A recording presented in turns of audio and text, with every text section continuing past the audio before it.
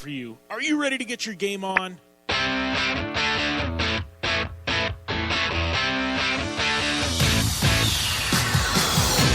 The longest-running off-road and action motorsports radio show on the planet is coming to you live with the biggest guest in motorsports. Here is the only man on the planet who can pack this much dirt slinging and tire slaying into 2 hours a week.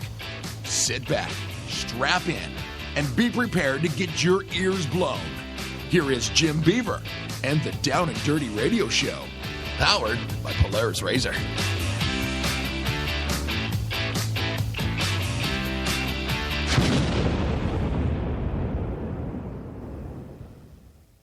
Good morning and welcome to the Down and Dirty Radio Show, powered by Polaris Razor. We are lit up by Rigid Industry, schooled by Dirtfish Rally School. Anywhere is possible with General Tire. And new to the show, stoked to announce that our audio is provided by MTX Audio. So skip on over to mtx.com and check out how they can reshape how you listen to music and produce audio. I am your host, Jim Beaver, and I got to tell you, we are back here in the studio from the Mint 400, and the Mint 400 did not disappoint this year. Easiest way to put it, man. It was absolutely a remarkable, epic event of just a huge magnitude. Some of the biggest, best in the business were there, not only in off-road, but we were drawn from people from all different walks of motorsports. Guys like Patrick Dempsey were there. Obviously, Sal Masekela, he's back there. He got hooked last year, and Sal, I had a chance to talk with him for about 10, 15 minutes, and man, the guy is just, he is loving off-road racing. Star-studded cast. You've seen the social media. You know who was there. You know the players involved, but I got to tell you, it was an absolute epic event. We're going to dive into that here shortly. Guests today, most of them surrounding the Mint 400. First up in the box is going to be none other than Shannon Campbell. This interview has been a long time coming. I got to tell you, Shannon, I've known him for quite some time. And Shannon, we know him from Ultra 4 racing, absolutely one of the most dominating forces in Ultra 4 racing. Also a heck of a desert racer. He was at the Mint 400. He finished the Mint 400, more than I can say for a lot of drivers. Shannon finishing the Mint 400. He is going to be calling in here in just a couple of minutes. Then kicking off hour number 2, we're going to have Amy Jean Scott, your 2015 Miss Mint. She's going to be calling in. And we're going to talk with the newly crowned Miss Mint about what it is to be Miss Mint and what she thought of the event and what's up next for her, with this new crown. And then finally closing out the show like we do every week here on the Down and Dirty Radio Show, it's going to be Ami Houde. Amy's going to be calling in. We're going to be talking some Supercross. More importantly, she was also a Miss Mint finalist. So Amy, we're going to find out what her first take on desert racing was. And she had the opportunity to co-host the Down and Dirty Radio Show live from Fremont Street on Friday with me for 2 hours. So we'll talk about some of the interviews and personalities we got to meet while we were down there. And those of you who missed that show on Friday live from Fremont Street, you definitely want to skip back. Talk about a great group of people we interviewed, something like 13, 14 different drivers interviewed and personalities, everybody from Ronnie Renner to Ryan Arciero. Talk about just an epic event and show. But right now it looks like we got Shannon Campbell calling in. How's everything going, my friend? Good. How you guys doing? I'm doing good, buddy. I got to tell you, first off, tip of the cap to you. I know you'd said that car that you were racing in Class 1, you didn't get a chance to put many miles on it, and you walked away with a finish. You got to be stoked on that. Yeah, that was my goal, was just to finish that race. I like to go to win, but I know that I hadn't driven it in 3 years and didn't know what to expect. And I was lucky. I finished. Yeah, for sure. I think you guys took, fourth, just one spot out of the podium, right? Yeah, we were fourth in Class 1 and 20th overall. Yeah. Well, I got to say, I know you did the Blue Water Desert Challenge last year, and you try, and it seems like you make it to maybe, you try and make it to at least one event, desert race a year, it seems like. Jumping into the Mint 400, I mean, were you expecting the carnage out there? Because I know you and I, we had a chance to qualify, right next to each other, and we were talking, but out on course, man, you tell me, I saw more rolled over and wrecked cars than I think I've seen anywhere. It was pretty crazy. I think they were trying to drive like I usually do, through the dirt and like a wingnut and just, crashing their stuff and hitting stuff. And yeah, I think that's the slowest I've ever gone. I felt like a school bus out there getting passed a lot, and then finally the last lap we kind of picked it up a little bit. Yeah, well, and I think that was it. The first lap, I told my brother I radioed it in because I was doing the first and the third, and he was jumping in on the second one. I said, I don't care if you have to get past, just get it back around the lap because you're going to pass 30, 40 cars just because they're going to be parked on the side of the road, Yeah, that's the hard part is letting them go by, but you got basically you're racing yourself. Make sure you make it to the finish. Yeah, for sure. So, obviously the car, you said you haven't driven it in 3 years. You brought it out. I know you were talking about testing last weekend and losing drive lines, and every bolt on the car was loose. I mean, sounds like you guys got it back together, and obviously you finished this one. We're going to see you see it maybe a few more this year, desert racing events? It just depends on my schedule. I got my kids racing Ultra 4 and stuff now, and it's pretty busy. It's just maintaining these cars. It takes a lot of work and to go prepared, and we'll see what happens. I'd really like to. It just, depends on money and time. Yeah. Well, talk about your Ultra 4 program. We'll jump back to desert racing in a little bit. But, I mean, you're one of those guys. You've been a pillar of that community, whether it be, it's been in many different forms over the past, 10, 15 years. But, I mean, you're a pillar of that community. I mean, Ultra 4, I know, you talked to me about, kind of taking a little bit of a step back now and letting your son kind of take the reins and making it more of a family affair. Yeah, I'm trying to get them, up to the level that I'm at. I mean, they're both good drivers, but, it takes experience to learn how to accommodate and handle everything, being able to work on the cars, and it's a full package, you need to learn it all. But, I'm trying to teach them and at the same time have fun. I mean, I love racing. I don't want to quit or nothing, but I want to get them on the same level I'm at right now and have some fun. Yeah. Well, let's talk real quick about, King of the Hammers, because that event, I mean, is so diverse in what you've got to be able to do. And I think these Ultra 4 cars, I mean, I drive a trophy truck, but the Ultra 4 cars they blow my mind. I mean, what they're capable of, because, you can take them through a high-speed desert section, and then you can be, going up, going through the rocks and some of the crazy stuff, you see it at King of the Hammers, and then you can run them on short course. And I mean, I've seen these things at Glen Helen and at Elsinore. I mean, talk about just a diverse vehicle and with the capabilities.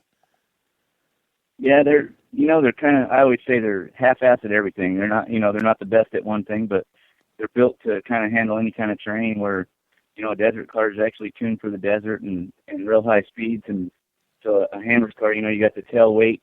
It's, we try and run them about 50-50 so that they do good on the climbs and you don't have nothing dragging when you put it up on a waterfall or something. And you do the desert, you want that tail weight back there. So it kind of hurts some cars in the desert a little bit because they get a little buck. And I'm sure everybody's seeing it. They're like, man, that guy needs to tune that car. But it's actually, they're tuned for what we do. And it's to really make it good for the desert, it needs a spare and counterbalance behind the axle.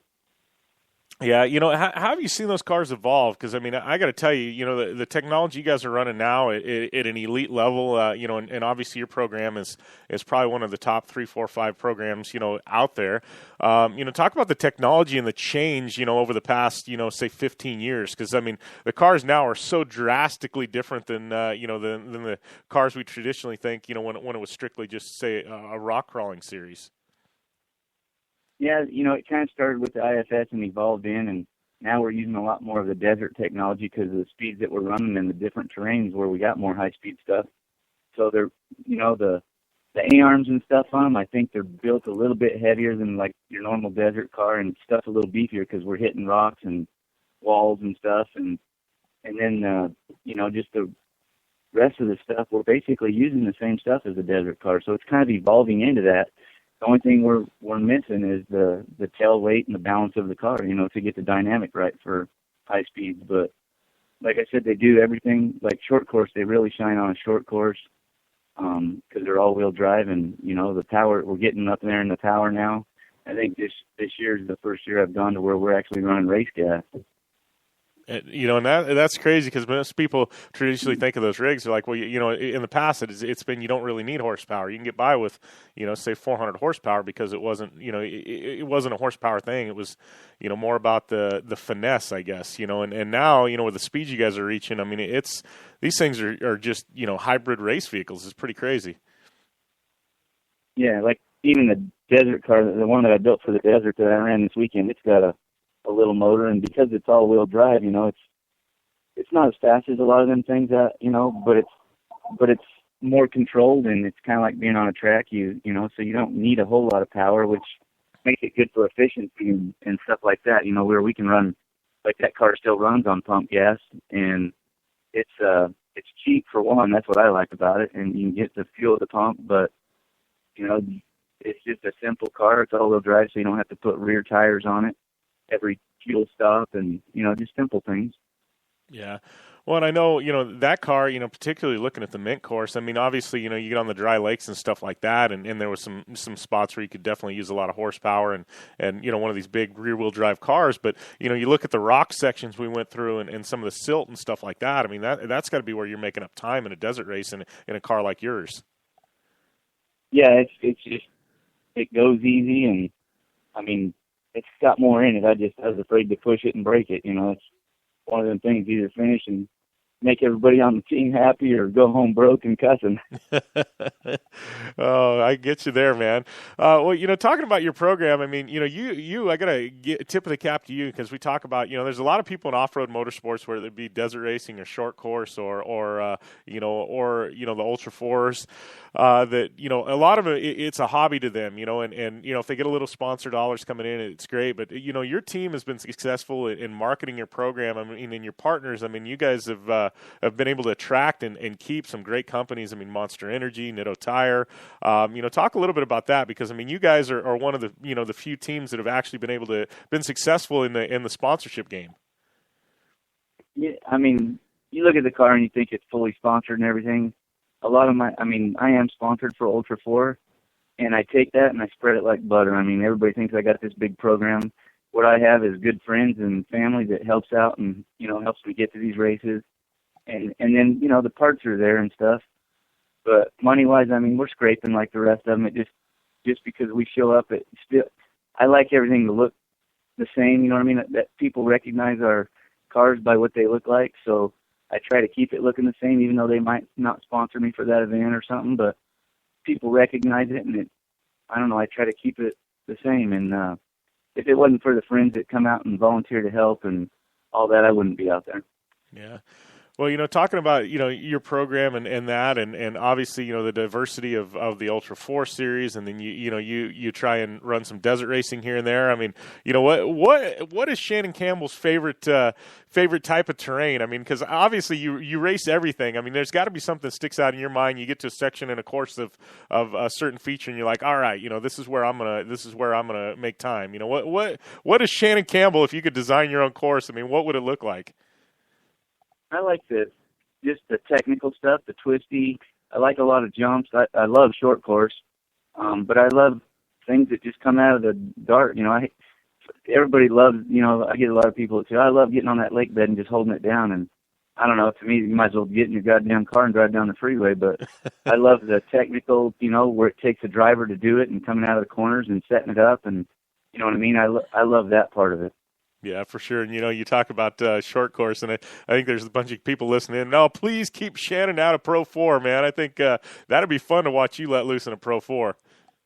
If I had the money, short course was one of my favorite things, just banging doors and throwing it into a corner next to about 3 or 4 guys. And, you know, I never did get it totally figured out when I was running Pro Light, but it was definitely fun. And it's like motocross in a truck on steroids, you know. Yeah, for sure. You know, let's talk about the industry real quick, you know, because you've been around for a while. You've seen, you know, the ups and downs of this industry. And you know, we're definitely, whether we're talking Ultra 4, short course, desert racing, I mean, the off-road industry right now, we're riding on a high. I mean, I think, you know, exposure is as high as it's been in probably forever. I mean, entry lists are up, whether you're talking, you know, Ultra 4, short course, desert. You know, how have you seen this industry change in the past 15 years? I mean, and what do you think contributes to that? Because, I mean, we're riding a wave right now.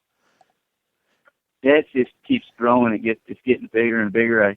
I mean, it's almost hard for a lot of the big companies that's like the tire sponsors and the main sponsors to show up because they're trying to do so many events. To me, I feel like everything's getting diluted because there's so much going on. It'd be cool, I think, if you took some of these desert races and our races and somehow put them together where it makes it even bigger, you know what I mean, where the whole crowd shows up at once. It makes it simple for the sponsors. They're spending less money going to 500 events. You know, they're at a few events, and they really focus on it and penetrate the deal, and then people don't have to take off so much work and spend so much time trying to help all their friends that do so many different things. Yeah, I could totally see that. I mean, I think that would be something really cool. You see something like the Mint 400 where we're drawing, 300 plus, entries in desert cars, bring in an Ultra 4 type event, and make festivities last a week long, run Ultra 4s on a couple of days, run the desert cars a couple of days, and really make it, a major off-road event, not just a desert racing event. Yeah, and a lot of the stuff that we do in Ultra 4, it's not, sometimes there's not even rocks involved, it's just different types of terrain, which makes them it's a unique vehicle. We can go on different terrains, and it doesn't necessarily, just because we're Ultra 4, have to go in the rocks. I would even think, if you took a race and you put it on the, say like one of our races, we just make part of the series, run with Casey's. They did it once before, or, just go to different series and jump in, and we run the same course as them and just make it a series where we run mixed in with another race, and then it kind of, I think it would beef it back up, and the sponsors would be happy because they get to be in one place and kill two birds with one stone, Yeah, for sure.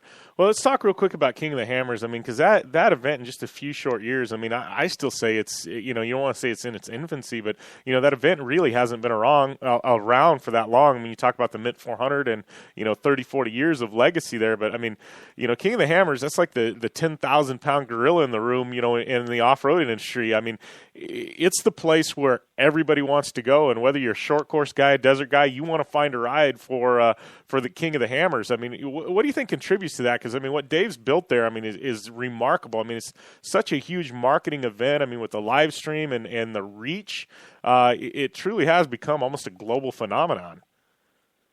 Yeah, it's grown so big, and it's kind of a prestigious race, where like it's the big name. So a lot of the people that can't afford to race all year, they spend their money all year and their time all year building a car so they can go race that one race, and that's where you get the entries and stuff. Like throughout the year, we drop down. I mean, we're probably at some of the races 100 car entries on some of the smaller series races that we have, but like the Mint 400, they necked it off at 330, I think, and everybody wants to race it because it's a prestigious race, and they want to be a part of it and put their, I did that for once, you know what I mean? It's kind of like a milestone for someone's life.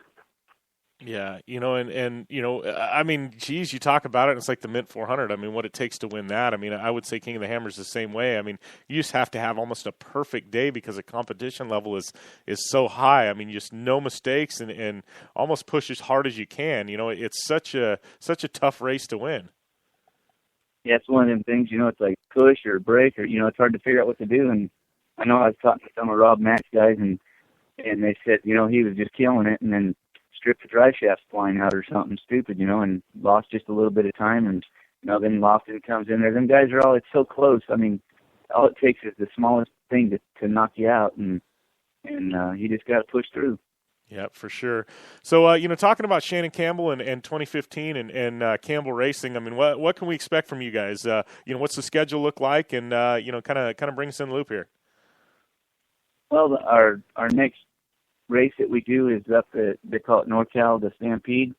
It's a real fun race. It's on a short course. They got rock sections in it, and all three of us will be running that, me and my kids, and we're going to do the whole West Coast series, and then if I get some time, I might go out east. We'll have to see what happens. I might just say, well, I'm going to go desert racing instead of going back east or something. I still got my short course truck I want to drive every day, and I don't know. I'm going to try and do everything I can. Let's put it that way. Yeah. Well, and I think it's pretty cool. You're trying to spread it with the boys and bring them in the fold. And how are they coming along as drivers? They're doing really good. Waylon's a really good driver. He's consistent, and I've kind of beat him off of being aggressive because I know I'm aggressive, and it's lost a lot more races than it's helped me, but it's fun. I love being aggressive, but it costs money, and you don't win championships being aggressive. And then my daughter, she's kind of a wingnut, and we got to keep her shut down. And she don't have the driving skill that her brother's got yet, but she's getting better every time, and she's not afraid to push it. So I think this year's going to be a good year for her. I got a friend of mine riding with her, and just try and teach her a little bit more and get her more comfortable with the cars and what to do in situations. And I think it's going to be good. Yeah. Well, and you gotta love it, having a daughter and bringing her into the fold, and you gotta love just the past, 5-10 years. It seems like, especially in the off-road industry, the doors have kind of been blown wide open for female drivers. And I know I've got a daughter that's 6, and she loves riding her 50 and going, and trying to drive razors and things like that, And I think it's kind of cool now that girls can see, that hey, I can be a driver too. And I think those doors are wide open. Whereas, say 10, 15 years ago, there was maybe 1 or 2 females competing. Now there's countless. Yeah, there's quite a few out there now, and it's funny because it seems like the more people see the different girls coming in, the more want to get into it, and there's some girls out there that are pretty damn good. It just takes time, and I mean, I've been doing this for a long time, and I still learn something new every day. Yeah. Well, and I think that's the moral of the story, because I'm the same way. Every time I'm in, whether it be a truck or a rally car or even a razor, I mean, and you're out and you encounter a situation, I mean, you constantly are learning and learning and learning. And and I don't think there ever reaches something where when you're behind the wheel, you can't learn something. Yeah, that's for sure. Well, I got to tell you, man, I appreciate you taking the call or taking the time to call in today, and want to wish you and the family best of luck this year. And anybody you want to thank before we let you go, and where can people find out more information on your race team? Yeah, just all my friends that come out and help me, and my family, and all the sponsors that I have. It's been great, and I couldn't do it without them. And my wife does all my Facebook and stuff like that. I don't really know how to run a computer, but I think Campbell Racing or something like that on Facebook. And yeah, appreciate everybody that I've seen out there that helped out, and I had a good time. It was a good event. Yeah, for sure, and we'll definitely share your links to social media. I love it. You say, I don't do the computer too much. You're more concerned with the steering wheel, right? Yeah, I like working on the cars and driving them. I'm a pedal master, I guess you'd say. Yeah, that's my dad's the same way. He's like, phones, computers, I don't need that crap. He's like, I just want to work and drive, and and I can definitely appreciate that, man. Yeah, my wife, she's always giving me crap. She says, you need to do this. I said, I got people for that, and that people's her. Well, I got to ask you before we go, though. I mean, it's got to be great, but you as a Monster Energy athlete, I mean, I got to ask you, how did that come about? I mean, obviously, you're one of the top programs and stuff like that. How's it been working with Monster Energy? That's got to be pretty fun, huh? It's awesome. I couldn't do it without them. I mean, they helped me out for all my stuff, and then I kind of take it and try and make it even better for them, and spread it between all these events that I'm not sponsored to do, but they've been good to me, and I just kind of stumbled into the deal. A good friend of mine, Marty Fiocca, he came to me back in, I think it was 2005, and he said, hey, these guys are looking for someone, would you be interested? And I was like, oh, heck yeah, and it was kind of a weird deal. I mean, a lot of people have laughed, but we were at a bar at the SEMA show, and I think we was at the Circle Bar, and he introduced me to Joe Parsons, and I was getting my whole crew a bunch of drinks, and at the time we were drinking Red Bull and vodka, and Marty Fiocca walks up to me and he goes, hey, this is Joe with Monster. And I was like, hey, how you doing? And this is before he told me, what was going on. And I said, right on. I said, I'm getting drinks. You guys want a Red Bull vodka? And Marty hit me in the arm. He goes, damn it, Shannon. He goes, I'm trying to hook you up with this guy. He goes, he's a Monster guy. I said, well, I'm sorry. You want a Monster vodka? And so that was how it all started, and it was kind of a crazy deal, but now it's all Monster vodkas for me. Yeah, that's too funny. I laugh because I tell people that. I mean, everybody thinks, the sponsorship deals and stuff are these, suit and tie affairs and closed door meetings and things like that. And I said, most of the sponsors I've got have like you said, they've been around a bar or just shooting the shit with somebody. And that's really, there's no magic to it. It seems to me like, the best sponsorships I've ever had have organically happened like that. You know what? There's a lot of people out there that come to me and say, how did you do this? How did you land that? And to tell you the truth, I think if you're just a personable person and you get along with everybody, that's the number one. Spend money on marketing and wasting your time, trying to send proposals. People don't look at proposals, you know what I mean? They're looking for a person that's unique, I think, and that gets along with everybody. And, I've seen a lot of people chase their tail, spending money on hiring people to market for them and do stuff. And I tell them, save your money, put it in your race car and go out there and kick someone's butt and just try the damnedest to be on top. I said, I never really looked at sponsorship. All my sponsors have came to me. I've never got anything off of paper, not one thing. Yeah.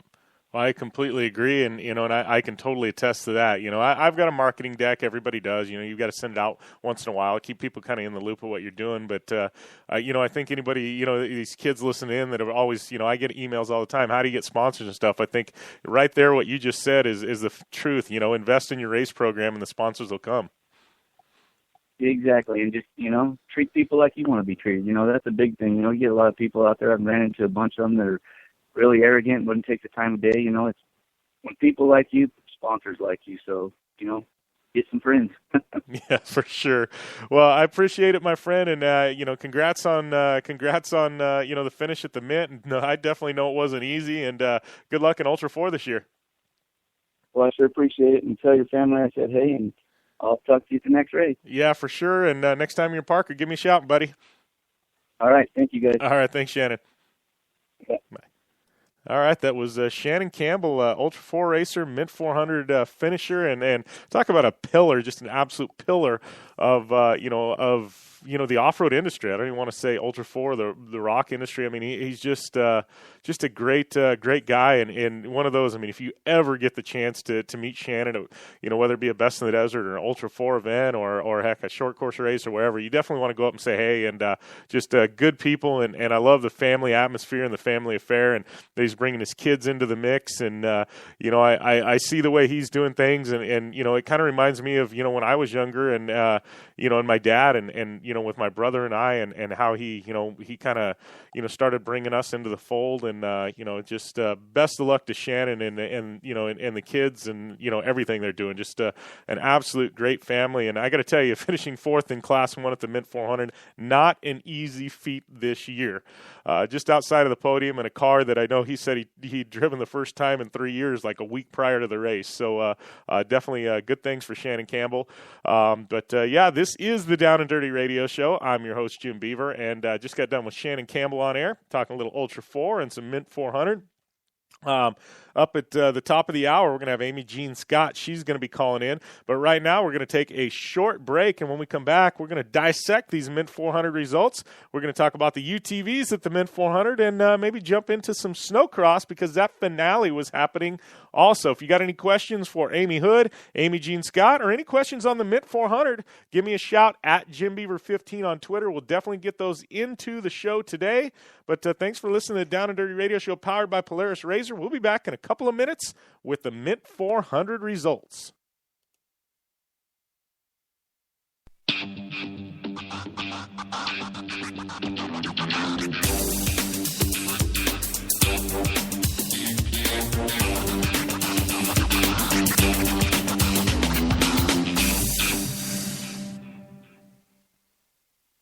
Hey, I'm RJ Anderson, factory Polaris driver, and I drive Polaris because it's the most capable, race-ready off-road vehicle on the market.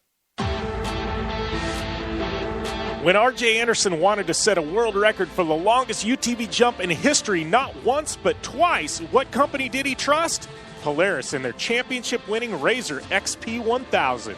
R.J. is a UTV champion behind the wheel of Polaris vehicles, and he exclusively trusts the Polaris Razors to bring him race wins and championships against some of the toughest off-road racers in the world. The same Polaris Razors R.J. has won championships in, set world records in, and conquered the Wall of Death in XP1K2 are available to you at your local Polaris dealer. Take the advice of world record holder R.J. Anderson and visit Polaris on the web at Polaris.com to see the full lineup of Polaris Razor vehicles, or follow them on Facebook, Instagram, and Twitter at Polaris Razor.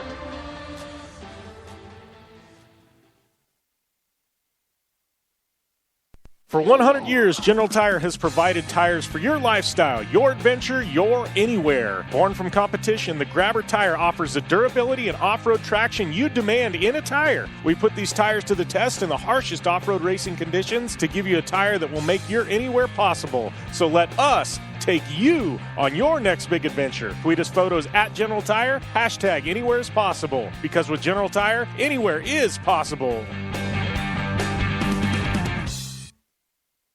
Are you looking for a place to push yourself behind the wheel and see how your driving skills stack up? Dirtfish Rally School is that place. Located on 315 acres of pristine automotive playground at the foot of the Cascade Mountains in Snoqualmie, Washington, right outside of Seattle, Dirtfish Rally School is a one-of-a-kind place where everyone from first-time drivers to seasoned professionals like Bucky Lassick and Antoine Lestage can push themselves to their limit. Whether driving the high-performance rally-prepped all-wheel drive Subaru Impreza STI is what you're looking for, or you'd rather hang it all out in the rear-wheel drive Subaru BRZs, Dirtfish Rally School has something for everyone. Classes are available from 2 hours to 3 full days and feature instructors with over 150 years of combined racing experience. Whether you're looking to become the best and get an edge on the competition, or just looking to freshen your skills behind the wheel, Dirtfish Rally School is the place to go. For more information on registering for classes, visit Dirtfish on the web at dirtfish.com, or to check out the latest happenings from Dirtfish, follow them on Facebook, Instagram, and Twitter at Dirtfish Rally.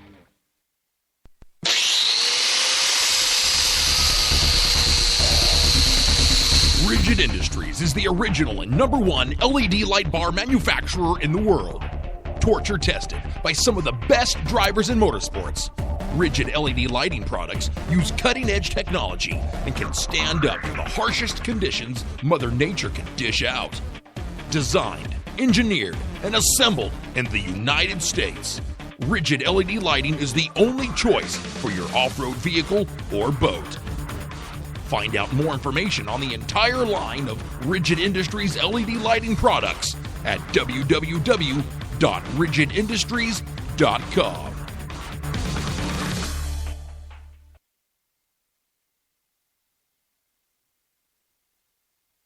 Baja, check. King of the Hammers, check. Crandon, check. The Mint 400, check. Only one wheel company can say they have dominated the deserts and rocks of the Southwest to the mud and carnage of the big house at Crandon, and that company is KMC Wheels. KMC Wheels has won them all with the help of elite drivers like Travis Pastrana, Ricky Johnson, Bryce Menzies, Carl Renazetter, and Lauren Healy, who all rely on the XT Series from KMC Wheels to get them to the finish line and on top of the podium. Check out KMC Wheels and their full line of XT Series wheels at kmcwheels.com, or on Facebook, Instagram, and Twitter at KMC Wheels. KMC Wheels, like no other.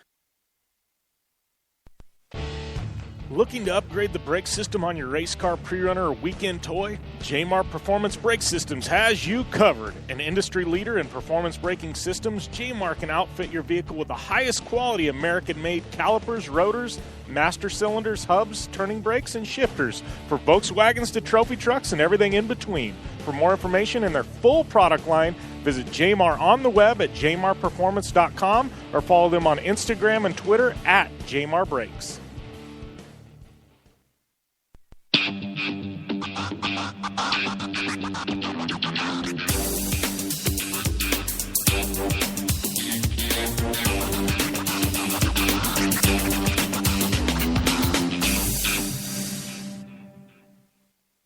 Welcome back to the Down and Dirty Radio Show, powered by Polaris Razor. I'm your host, Jim Beaver, and just got done with Shannon Campbell. I guess some Martellis have called him the Ultra 4 Madman. I just like to call him one of the great ambassadors of the sport of off-road racing, whether it be rock, short course, desert, just a great, great guy. Great interview, and I got to tell you, man, some of you young guys and ladies calling in that email me and message me, and it's always about sponsors and how do I get this, how do I get that. Take it from Shannon Campbell.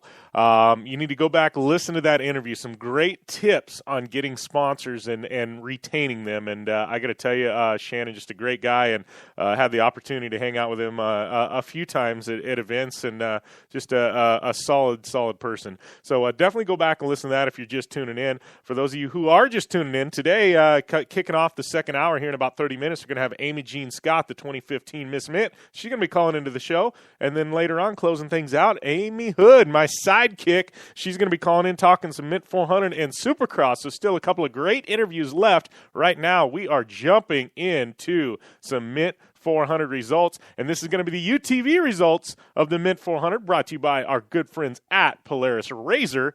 And I got to tell you, race one, you got to know about this Mint 400. Race one, race two, race one, absolutely flawless event, flawlessly run. And the results were, were just perfect. Getting into the second race, things got a little tricky, but these these results for the first race, they are unofficial, but I would say they're about as close to official as you can get. But looking at those, we're going to go down and look at some 1900 class entries, or some 1900 results. But I got to tell you, it was all Johnny Angle, Johnny Angle at first. He just absolutely was running away with things.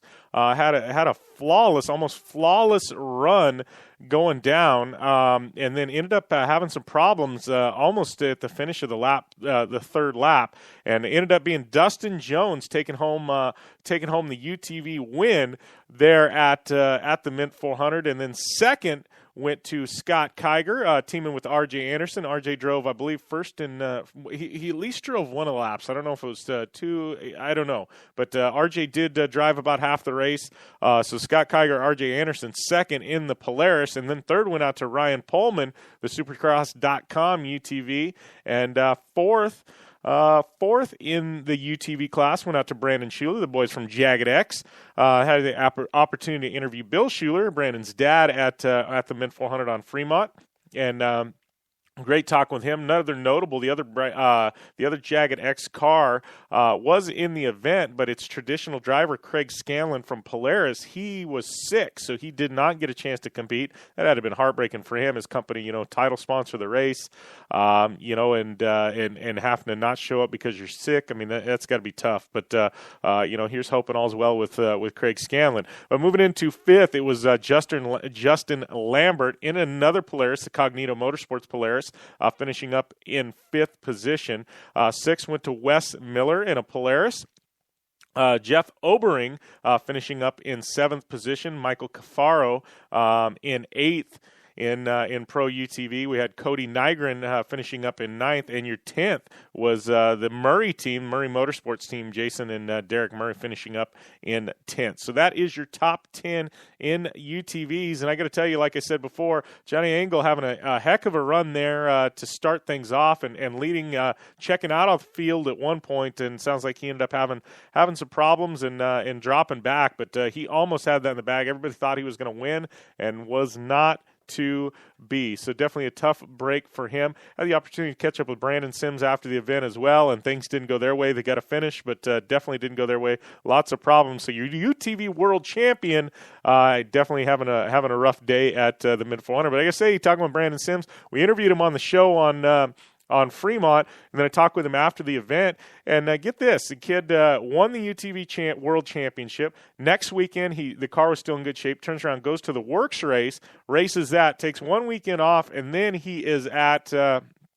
Mint 400. So this is a racing kid, man. Brandon, kid is dialed in, and man, he loves his racing, and another great family, in off-road motorsports. But, that is your UTV results brought to you by Polaris Razor for the Polaris Razor Mint 400. So congrats goes out to all the finishers and your big winner. And I'm trying to look down here and see, because I want to dive into this. And, it's always, UTVs are slow, they're this and that. So UTV would have finished, I believe, fifth in Trophy Light. Dustin Jones with his time, fifth in Trophy Light. And he would have finished, let's see here, would have finished 19th in Class 10. So, yeah, this race, you talk about it, you talk about the Bajas, you talk about this and that, and this race definitely not suited well to UTVs as some others. So, with the sheer roughness and harshness of this event, can definitely see how it was, was a little bit tougher for them to finish up in the 10 cars. But then you look at Baja, and they beat most of the 10 cars there. So it's a toss-up, but these UTVs definitely getting faster and in some great racing. The biggest entry field of the event came out of the Pro UTV race. So thanks for Polaris for not only sponsoring the Mint 400, but these UTV results here on the Down and Dirty Radio Show. Now we're going to fast forward into our desert racing results for the rest of the classes, non-UTV classes. This all brought to you by General Tire and our good friends at General Tire. Don't forget, anywhere is possible. Use that hashtag, tag General Tire. They want to see your pics and see where General Tires are taking you. This is their 100th anniversary. They're doing some great giveaways all year long, so definitely want to get dialed in with General Tire on your social media. But right now, looking at this was race 1, and these are pretty exact. I'll get into race 2 and the drama surrounding that here in a little bit. But Roger Starkey taking home that win in Class 10 and the overall in the morning race. Chad Dorman finishing up in second in Class 10, second overall in the morning race. And we had Chip Prescott, Tim Brown, and Todd Winslow. That was your top 5. We had Adam Fufanik in 6th overall. And then first in Class 2400 was Brian Folks in the Ford. 8th overall, 7th in Class 10, Jason Coleman. 9th overall, 8th in Class 10 was our good friends Travis Clark and Pat Daly. And then we had second in Class 2400, John Hasu and Patrick Gailey, and then just skipping down, trying to find some more results. Your trophy light winner, PJ Guillermo, and our good friend Daniel Plaza out of Yuma. They ended up taking the win. Andrew McLeod finishing up second in trophy light, and then your third podium finisher was Megan McLeod in third in trophy light. Class 1100 winner was Justin Buckley. And then your Class 2000 winner was Hank Winter. So Class 3000 winner, Mike Bach. Class 5000 winner, Adam Spitz.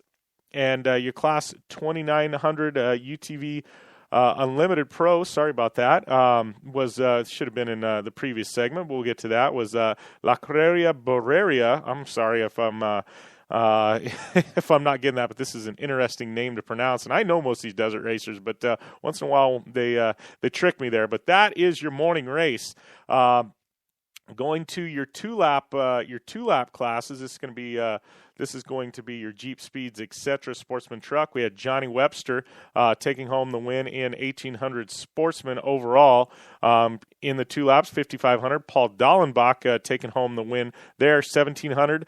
Your Jeep Speed winner was Rick and Mike Randall out of Mesa, Arizona. 2900 was Logan Goodall. This is your UTV Sportsman class. Your 3700 Pro went to Tom Barnett. And skipping down here, Patrick Long. A lot of you know Patrick Long as a road racer, professional road racer. He's teaming with Gary Williams. A lot of you know him from desert racing, been around a long time. But Patrick Long, second in Class 5500. So skipping down here, I'm trying to get some of these celebrity entries so we can give you some of their times, but Steve Roundtree and Kevin Conlon taking home the win in the vintage class. Patrick Dempsey, he took home a third place finish. I had the opportunity to meet Patrick Dempsey out at the race, and I got to tell you, talk about a nice guy. Obviously we know him as McDreamy, but the dude is definitely a solid guy. Second in vintage was Brian Morris. Trying to get down here, Sal Masakela, that's the one I was looking for. He was in one of the Vor trucks. Sal was pumped on that, finishing up, it looks like, in 6th in the 1800 Sportsman class. So I know Sal, I'll talk with him. We're going to have him on air sometime in the near future. Volkswagen class's winner was Robert C. Johnson, taking home that win, and lots of vintage entries and Volkswagen classes, and that's about it for your 2-lap classes. So now we're going to get to the 3-lap class, or the race 2. Everybody did 3 laps in race 2, but these race 2 results, and this is where it got interesting. And at this point, these are still not official results, and I don't know when they're going to become official, but cutting to the chase here, easiest way to put it was There was a very bad accident about 35 miles in on on lap 1. The names are out there on social media. I don't need to put them out there. You can find them if you want. But there's a very, very bad accident, and it was actually somebody that started 2-3 cars ahead of me, I believe. We got there to mile 35, and there's a Class 1 car and a trophy truck, and the easiest way to put it was they were absolutely, completely tangled together. It was not a good scene. It looked like a plane crash, shrapnel down the road. It was pretty bad. Normally in that situation, I would stop. There was already a helicopter on ground and a bunch of people there, so I didn't need to stop. But the unwritten rule in desert racing is if you're first on scene in an accident, I don't care if you're leading the race, what car you are, you stop and make sure they're okay. If they give you a thumbs up, they wave, anything, you're able to go, but you at least check up and stop long enough to see if they're moving, waving hands, whatever. So I didn't have to pull over because there was already a helicopter on ground, and they were going to be able to do more good than I could anyways. That's that. But, I didn't realize how bad the situation looked bad, but how bad the situation was until we got around and I at the end of lap 1, and I guess they red flagged the event and we're doing a complete restart, which is fine. It was the right call. Red flag the event. I get it. Driver safety is absolutely the utmost importance. But I don't think the right protocols were in place to do a restart. And crediting time back and all the other stuff and track position, there ended up being I don't know what happened, but there ended up, there's some discrepancies, and that's why these results are tentative. I mean, Justin Lofton ended up walking away. Robbie thinks he won, and Robbie has a legitimate case. And then we've got, you look at the Class 1 cars or the Class 1500, Sam Barry won, but Lalo Laguna says that he won, and Lalo has a valid case. So with the time credits and things like that, I mean, we just literally aren't set up to do something like this in desert racing. It needed to happen, but the aftermath is it made a statistical timing and scoring nightmare for Best in the Desert, Mad Media, and all the officials. So that's why, do I think Justin Lofton's going to get the title taken away at this point? Not so much. But I think Robbie has a valid case, and he needs to be heard. So right now, these results, just know, it's part of the reason why I didn't have any of the winners on, because we really technically don't know who's an official winner or not yet. But Justin Lofton was on air last week, so you get a chance to hear his interview if you want to.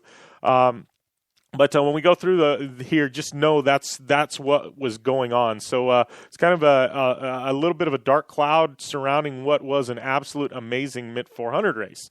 So Justin Lofton, overall victory. First in Trick Truck, Robbie Gordon second, Rob McCachran third. Carlos Lopez, he was in fourth. Tavo finishing up in fifth, followed by Dan McMillan, Luke McMillan, Gary Wyrick. First in Class 1500, ninth overall, Sam Barry. Then Cody Parkhouse finishing up in 10th overall, second in Class 1500.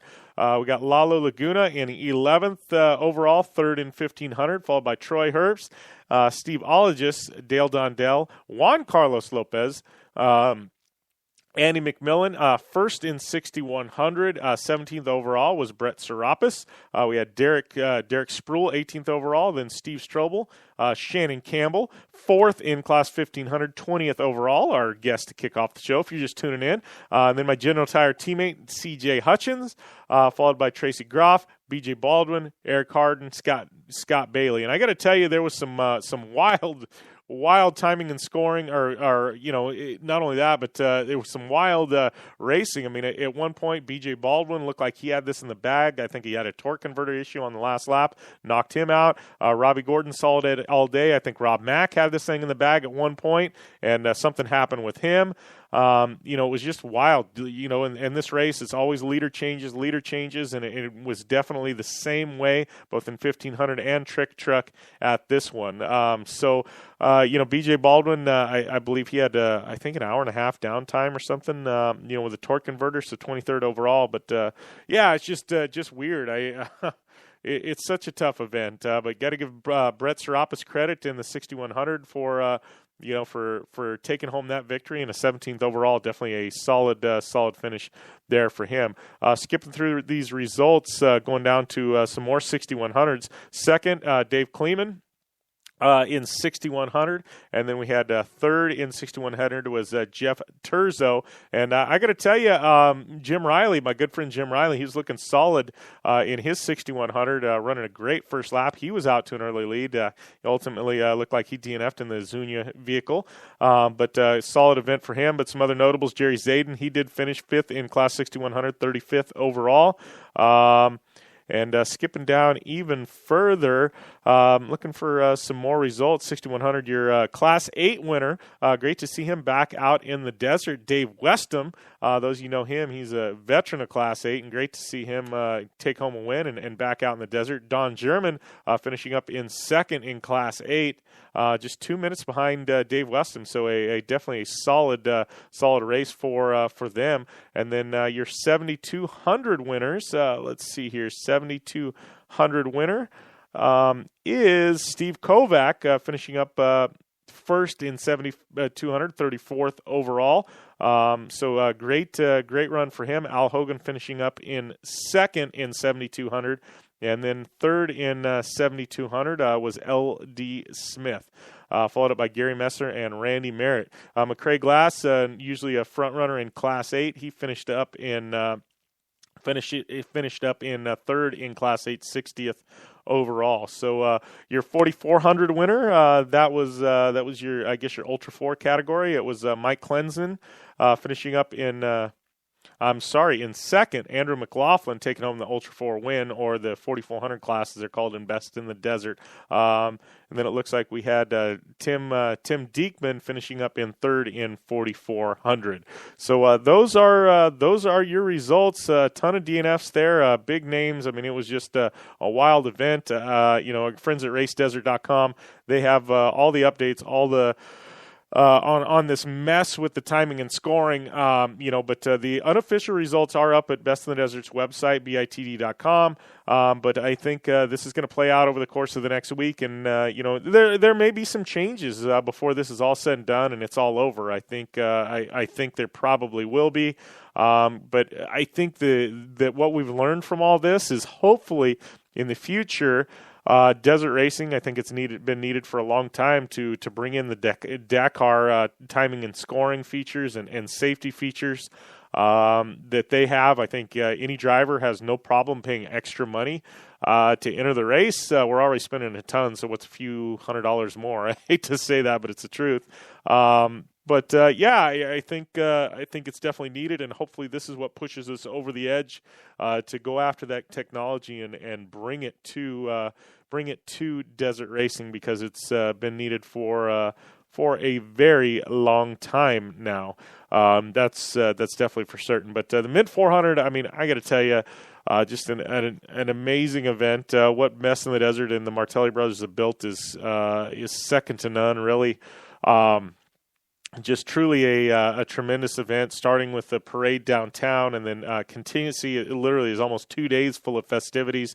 And then Thursday night we had the Pit Crew Challenge, and not only the Pit Crew Challenge, but the Miss Mint crowning, time trials results. It's been an epic. It's been epic festivities down there. The stage, the atmosphere, it's tremendous, and it keeps growing and growing each and every year. So if you get a chance to go out to the Mid 400 next year, put it in your calendar. It's worth the trip. I got to tell you, I'm still recovering for the event. It's definitely, after 4 or 5 days in Vegas and parties and festivities, I think by the time Sunday rolls around, people are dead beat, especially after the race. But it's definitely, a fun 3 or 4 days. And I know, we'll get into talking more about that with Ami Houde and kind of hearing a first-timer point of view out to the Mid 400 and see what she thinks, as well as Amy Scott. But tremendous event. I think, all things I've heard from the way they did the live stream and the tracking and stuff like that, as far as live audio, went tremendous for Race Desert and the Mid 400. So, here's hoping, this event can really push the technology of off-road motorsports even further in the future. I think lots of good came out of the Mid 400, as well as some bad. The good news is the drivers that crashed, no fatalities. They are in the hospital with various injuries, but no fatalities. That's always a good thing. And anytime you have to red flag a race, to err on the side of caution, for driver safety, I think you do it. Life is more important than a race win, and it doesn't matter whose life it is. So all good things for the Mint 400. And, once again, congrats goes out to Justin Lofton, I guess tentatively at this point, and Sam Barry on their overall wins. But it was a great event. So, it's been a great weekend, and I got to tell you though, we still got a lot more off-road racing coming. This next weekend we got the Lucas Oil kickoff, at Lake Elsinore for the Lucas Oil off-road season. So short course, it is incoming. So we're definitely going to be diving into some short course next couple weeks here on the Down and Dirty Radio Show. It seems like this off season has been ridiculously long for short course. I'm ready for it to kick back up. I know you guys are ready for it to kick back up. I guess it's finally going to happen now, and thank goodness. So I'm going to take a short break, couple-minute break, and when we come back, top of the hour, Amy Jean Scott, she's going to be calling in, your 2015 Miss Mint. We're going to be chatting with her. You got any questions for her or Ami Houde later on in the show? At JimBeaver15 on Twitter. Send those questions over. We'll get them asked. And stay tuned to the Down and Dirty Radio Show powered by Polaris Razor. We'll be back in just a couple of minutes.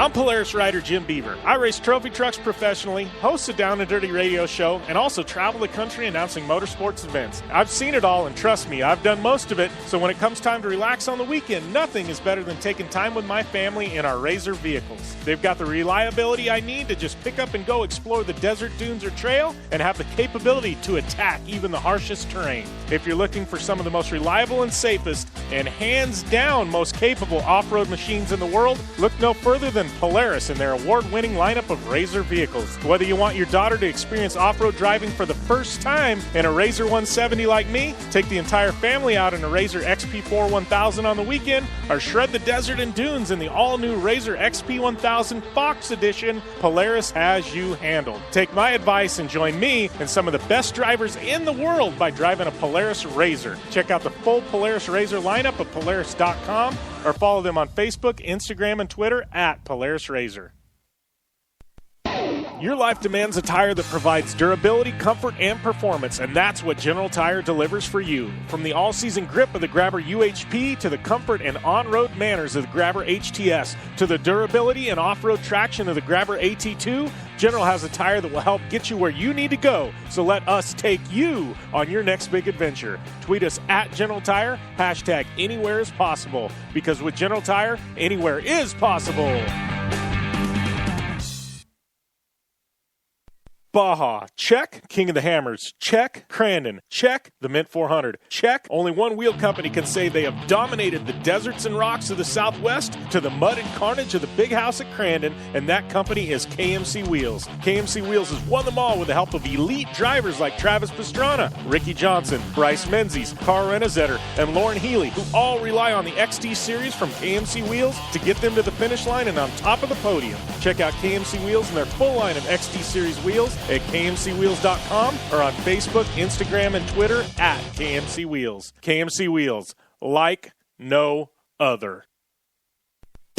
Come to the island and rip it up this summer. Wakeboard Island. It's a skate park on water at Blue Water Resort and Casino.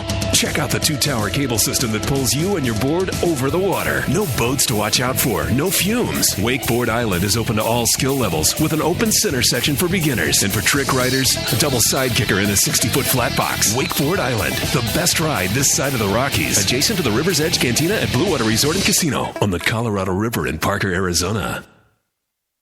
Are you looking for a place to push yourself behind the wheel and see how your driving skills stack up? Dirtfish Rally School is that place. Located on 315 acres of pristine automotive playground at the foot of the Cascade Mountains in Snoqualmie, Washington, right outside of Seattle, Dirtfish Rally School is a one-of-a-kind place where everyone from first-time drivers to seasoned professionals like Bucky Lassick and Antoine Lestage can push themselves to their limit. Whether driving the high-performance, rally-prepped all-wheel drive Subaru Impreza STI is what you're looking for, or you'd rather hang it all out in the rear-wheel drive Subaru BRZs, Dirtfish Rally School has something for everyone. Classes are available from 2 hours to 3 full days and feature instructors with over 150 years of combined racing experience. Whether you're looking to become the best and get an edge on the competition, or just looking to freshen your skills behind the wheel, Dirtfish Rally School is the place to go. For more information on registering for classes, visit Dirtfish on the web at dirtfish.com, or to check out the latest happenings from Dirtfish, follow them on Facebook, Instagram, and Twitter at Dirtfish Rally.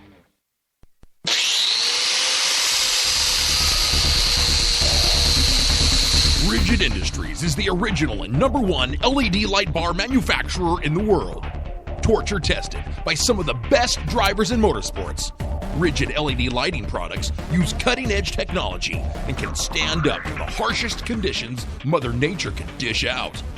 Designed, engineered, and assembled in the United States, Rigid LED lighting is the only choice for your off-road vehicle or boat. Find out more information on the entire line of Rigid Industries LED lighting products at www.rigidindustries.com.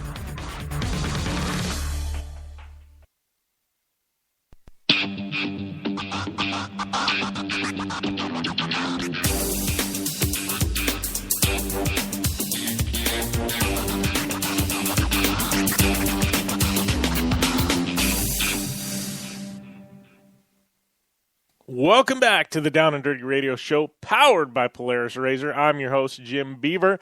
And, great hour number one. Dissected some mid-400 results. Had the Ultra 4 madman Shannon Campbell on air, and he was talking a lot of Ultra 4 racing, as well as, what it was like to race in the 2015 mid-400, finishing fourth in class and 20th overall, I believe, and great catching up with Shannon. But right now we're kind of changing things over, and we're gonna get a female's perspective on the event. We got Amy Jean Scott. She's calling in just a few minutes, and we're going to be talking to the 2015 Miss Mint. All about her new crown. And I got to tell you, it was great being on Fremont Street. Great being able to MC, not only the Miss Mint crowning, as well as the KMC Wheels Pit Crew Challenge, but to see the diversity of these ladies that were running for Miss Mint. Yeah, a lot of these ladies, from dirt themselves, obviously, my partner in crime on air, Ami Houde, who's calling in just a little bit, she was a finalist, and, she's got the two-wheel background, professional motocross racer. But then we had quite a few others. One of them was a works racer who also shoots guns professionally, as well as being an ex-Navy. And then we also had another one that was a 1600 class racer.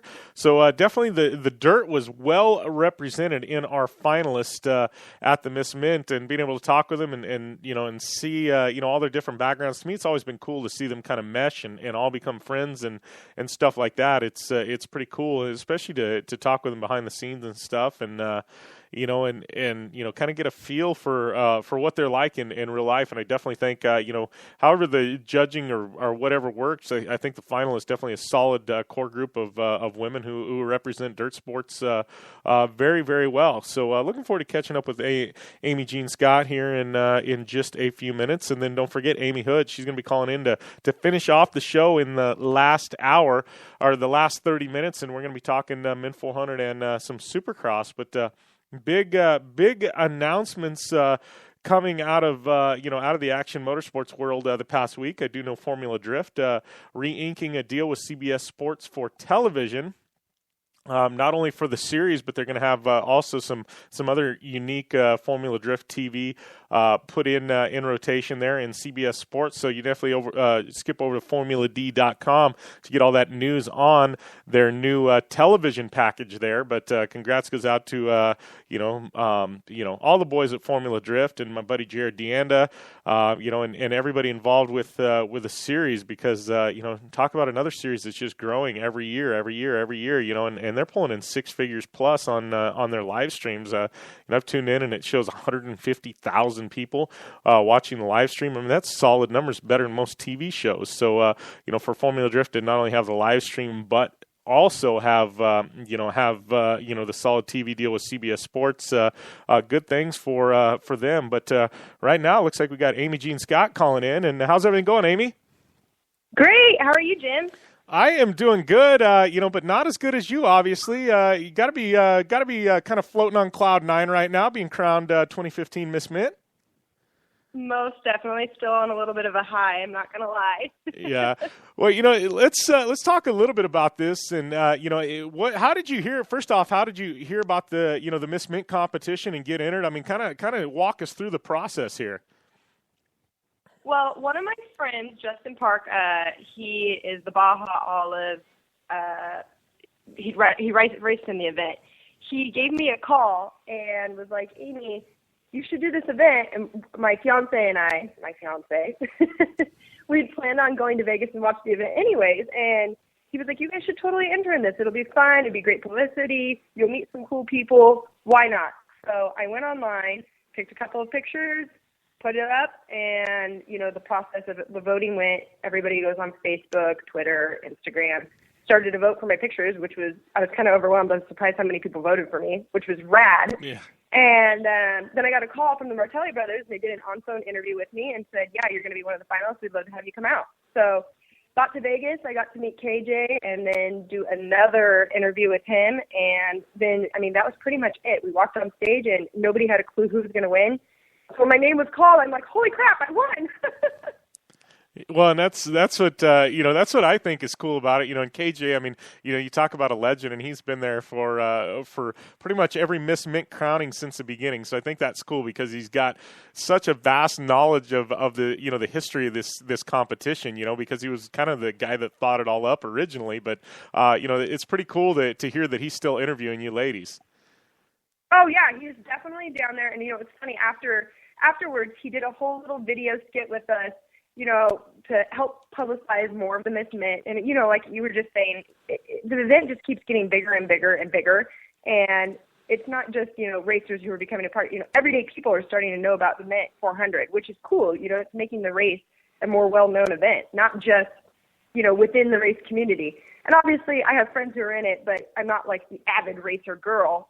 Some of my competitors are totally racer girls, but I'm, I'm the bystander watching and cheering. Yeah, the bystander watching and cheering. But, I think that's cool, though, because, talking about that, there is, you hear online and there's always, the naysayers and the this and the that. But I thought this year, yourself included, there was a pretty core group of ladies that not only compete out in the dirt, but you're watching races. I know in years past that there had been some that had, had no idea what even off-road racing was.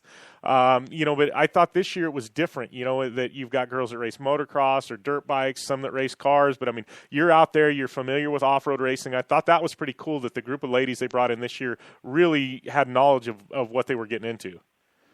Oh, all of them did. And those girls were so nice. You never know who you're going to go in and meet. And I've never done a competition like this before, so I didn't really know what to expect. And I went in, I met the girls. Everyone's so nice. Everyone has their own little hobbies.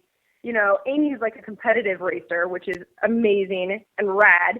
And, a couple of the other girls, they have trucks. I grew up in the country, so I had a 3-wheeler and a 4-wheeler, and I literally would take my, 3-wheeler Yamaha that I would pull start to the bus stop every morning. But, I wasn't racing competitively like these girls are, so it was pretty cool to actually get some knowledge from them, as well as, the little that I already knew from my friends who were in the race. And, I made new friends from it, too. So I hopefully, will be keeping in touch with these girls in later races to come. Yeah. Well, and, as far as that, obviously, we all know you got the big check, $5,000. That's definitely got to be a nice feeling knowing you've got that in the bank account. But, Well, I still haven't deposited it yet. It's so bad. I'm like, God, because we're getting, everyone's like, what are you going to do with that check? I'm like, well, I'm getting married in the next couple of months here. Believe me, weddings are expensive. It will be going to my Rosarito wedding, that's for sure.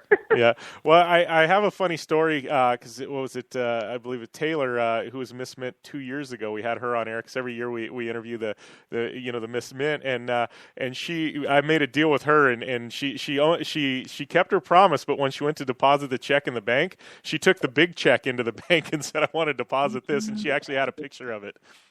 No, she did not. That's hysterical. Yeah, it was pretty funny. She's it's just cool because I've been able the past couple of years to kind of see the legacy of the Miss Mint and talk with each of you, and I think it's pretty cool and getting to hear your story and everything. It's awesome. So what's on tap for you? I know you get a photo shoot with them, and is there any what's the process here? Where do you go from here with the Miss Mint crown? Do you have some appearances you're going to have to make this year and things?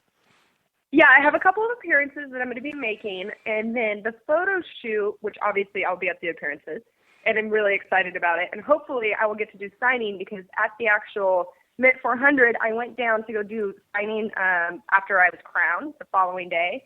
And, the event is crazy. There's so much going on. The Martelli brothers did an amazing job at getting everything going. And, things are going to go wrong no matter what. So there wasn't a booth for me to do signings. So at these other events that I'll be at, I will absolutely do signing. And probably at that point we'll have some, good pictures and things for them to actually sign beyond just like, the T-shirt and the hat that we have out and about.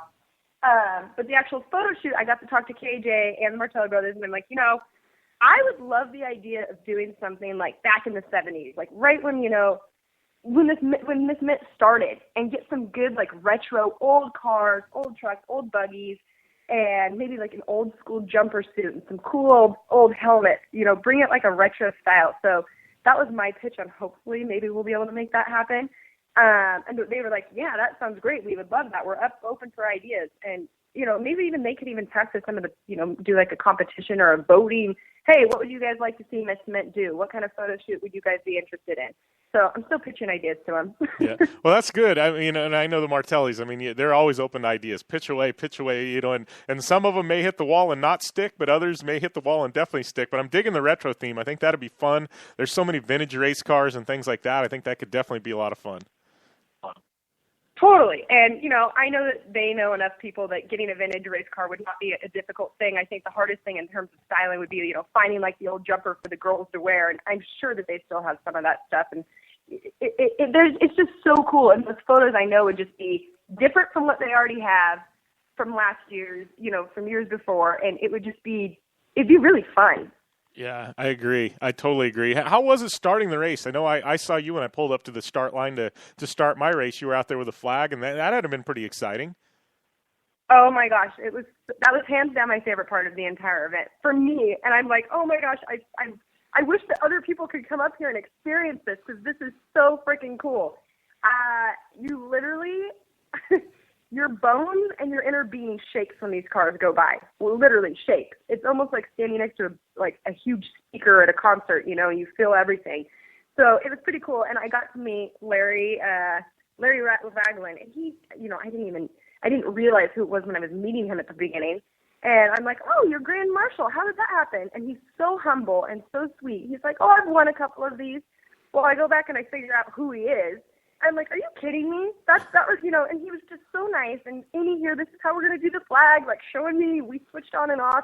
So that was a pleasure getting to meet him as well. A legend, literally. Yeah, absolute legend. So what's up next for you? I mean, obviously, we know you've got Miss Mint duties, but you're also a professional model. What kind of projects you're working on currently, and what's up in the future? Well, actually, next week I just booked a job with my agency in Miami, so I will be flying to Puerto Rico, working for a Canadian company in Puerto Rico. It's called Spot Check, which should be pretty darn fun. Never been to Puerto Rico, so I'm kind of excited about that. And honestly, I got to go out to LA today. But I'm like, gosh, the LA traffic, so much fun. And I'm in San Diego, but I love where I live in San Diego, so the drive is in my opinion, it's worth it. My quality of life in San Diego is better in LA. Not bad to anybody who's in LA, but I like my hometown, so it's worth driving to LA to go and meet these clients. And like I said, my quality of life is much better here. Yeah. Well, I got a question for you, and this is kind of a social media related question, just because we deal with me as a race driver and a personality. I've got a lot of social media, and and it's become like the necessary evil sometimes, in this day and age. But as a professional model, I mean, how big of a deal is Instagram? Because I mean, it seems like models. I mean, you guys you just have to keep pumping out the content. I mean, does your Instagram actually book you jobs at this point?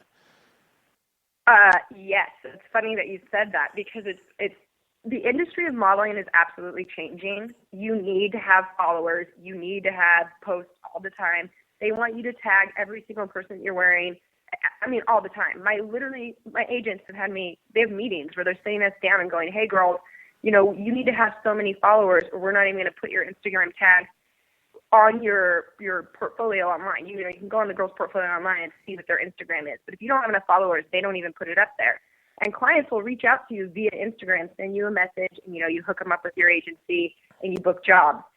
So it's like you said, and sometimes you don't want to share everything with the world, and you would like to keep it a little bit more personal. But at the same time, it's an unnecessary evil. I have to be on it with Instagram. And honestly, that's another great thing about this event for me. I met a whole new market of people who have never seen my face before, and hopefully they all love me and follow me on Instagram. I would appreciate that, and get to see how my career goes within this next year. Hopefully I made more connections just from this event. I mean, the McSally brothers were so rad, the 400, Red Bull, just everybody that I met. So hopefully, that obviously will help the Instagram grow, but it's another, like you said, unnecessary evil. You have to have it. It's becoming a really big part of your career. Yeah. Well, and I know me as a driver with sponsors and stuff, and I know I've got written in contracts, I have to give X amount of posts or tags with a certain company per month and things like that. And like you said, there's some days you wake up and you had a bad day or something happened in your personal life. You just don't feel like going on social media, and you're like, oh, crap, I got to post something, Totally. And that's when you're like, okay, but you know what, this is part of the job. And that's what it has. It's become part of the job. You have to post it. And it's funny with some jobs, they want you to take photos of, I'll be doing like a campaign. I did a campaign for Target. Well, they want you to take photos for the campaign, but you're not allowed to post anything until the campaign day releases. So your excitement for it, it happens the day of when you're sitting there shooting it and you're doing all these fun events. They're like, okay, well, now 4 months from now, would you post that? It's like, I want to do it today. Yeah. Well, I don't think people realize, you look at my Facebook page and I've got stuff scheduled weeks out, and they're like, how do you do that? How are you always up? And it's like Instagram, we'll be at somewhere to shoot or something, and they'll purposely take pictures for Instagram for, say, a throwback Thursday 2 months from now. You got to schedule it in. And I don't think people realize, and I enjoy interacting with the fans on social media and stuff, but I don't think people realize what goes into to actually social media from a personality standpoint, Oh, no, it's a job in itself completely, which I'm starting to learn, and obviously I'm getting better at it. I was actually just saying this to my fiance. I'm like, God, holy crap, he has a whole entire live show already ready, and I'm impressed because you were there. I saw you at the actual event. When did you have downtime to set all this stuff up? Yeah, it was up till midnight last night. So, I'm texting people, and, you got a text, and, I'm lucky that, I've got most people's contacts in my phone and stuff. Now, 3.5, 4 years in, I can text people and say, hey, here, and Ami Houde, who you met, she co-hosts a segment. She'll be on after you every week, and so she helps with a lot. And so I'm lucky that I'm surrounded by good people. Let's put it that way. Yeah, you've done some serious legwork for sure to get to that point, because I literally was looking at it, I'm like, gosh, he has so much. I mean, you were on it. You have who's won, what's going on, and you're at the event, having fun too, I might say. So yeah. So yeah, the event was definitely fun. I mean, so was this your first Mint 400 you've been to? Yeah, this was my first Mint 400. I had not been to this. I'd gone to the Baja 250, and that's actually why we wanted to go to the Mint 400 and watch my friend race, which I feel so bad. He was in the morning race, and this is just how it works. Everybody going out there, they know that this is the gamble. He got out there, he just had a new engine put in his car, literally made it like 20 miles, and his engine blew. I mean, and you spend so much money going into this. Like, I felt so guilty because I'm having the best trip of my life, and he only got to go 20 miles on the racetrack. I'm like, I'm sorry, Park. Yeah, it's that's the great and the bad things about off-road racing is you just there's so many unknowns. It's just wild. Totally.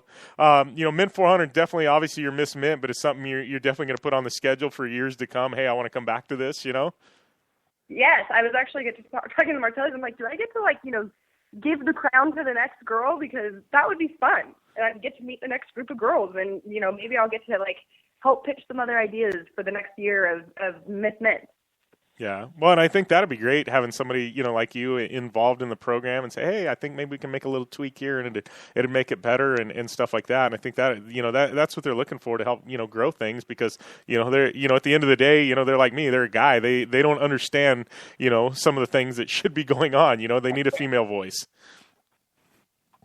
No, for sure. And being that I actually went through the little processes and I could see little things here and there that, might be able to make it a little bit easier on the Martellis, make it easier on everyone else, have girls at certain spots, just help organize it a little bit for them, just make their lives easier. Yeah, and there's things that girls realize that men don't. That's just welcome to real life. Yeah, for sure. Well, I got to tell you, I appreciate you taking the time to call in. I know you're busy, and you're I know it's a hustle being a model, man. It's definitely it's a blessing, but you're always on the road, I'm sure. And first off, congrats, and I will definitely have to you have to keep in touch with me. You've got my cell number, and we'll have to get you back on mid-year. Some of these things start maturing, and kind of keep us in the loop on what it's like to be Miss Mint this year. Absolutely, I would love that. Thank you so much, Jim, for having me. All right, for sure. Well, thank you, Amy, and congrats. Thank you. Have a good rest of your day. All right, you too. Bye. Bye. All right, that was your 2015 Miss Mint, Amy Jean Scott, and I got to tell you, just talk about a fun person and super stoked to be where she's at, and great being able to catch up with her. Definitely, an awesome person to have carry the torch of Miss Mint, and good luck with her and everything this year. We'll definitely have to catch back up with her at some point and kind of talk about what it's like to carry that torch. I think great personality. It sounds like she had a ton of fun. But right now we are we're almost we're partway through hour number 2 here on the Down and Dirty Radio Show, powered by Polaris Razor, and yeah, it's been a great show. Shannon Campbell, Shannon Campbell, we've had Miss Mint, but right now we're going to quick bust through some results for the I'm getting tongue-tied here. The results for the finale of Snowcross, and round 15, 16, and 17 going down in Lake Geneva. Tucker Hibbert taking the win. Cody Cam, Ross Martin. That was your 1, 2, 3 in round 15. Round 16, it was once again Tucker Hibbert, followed by Cody Cam and Justin Broberg. And then winding things down in round number 17, Tucker Hibbert, 1, 2, 3. He got the hat trick there, taking home yet another win. Ross Martin and then Cody Cam going to your pro lights. It was Pro Lights, it was Ilias Ishuel, followed by Ryan Springer and James Johnstad. And then your second race of Pro Lights, it was Ishuel again, Travis Mueller, Andrew Carlson, rounding out your top 3. So going up, looking at point standings, and who ended up ultimately taking home the points championships. Obviously, we know Tucker Hibbert. Then we had Tim Tremblay, Kyle Pauline. That was your 1, 2, 3 in Pro Open. Your Pro Light, we're going to get to that here in just 1 second. Pro Light, your national point standings. Ishuel taking home the win, or taking home second. Ryan Springer with the win, so congrats goes out to him. That one went down to the wire. Ishuel and Carlson, tied for second, but the tiebreaker ended up going to Ishuel. So Springer, Ishuel, Carlson, that's your 1, 2, 3 on the podium for your point standings in the AMSOIL Championship Snowcross Series. And I got to tell you, Tucker Hibbert, the guy is a machine, absolute machine, once again with a championship, numerous victories. We got some young guns stepping up, but it's tough, man. It's definitely a tough go right now. But, congrats goes out to Tucker Hibbert on that on that championship, and I'm going to try and reach out and see if we can get Tucker on air at some point. I think it'd be great to catch up with him and talk to the champ. But that is your snowcross results. We're going to take a short break, and when we come back, Ami Houde, she's going to be calling in, and we're going to be talking some Mint 400 and some Supercross. So stay tuned to the Down and Dirty Radio Show, powered by Polaris Razor.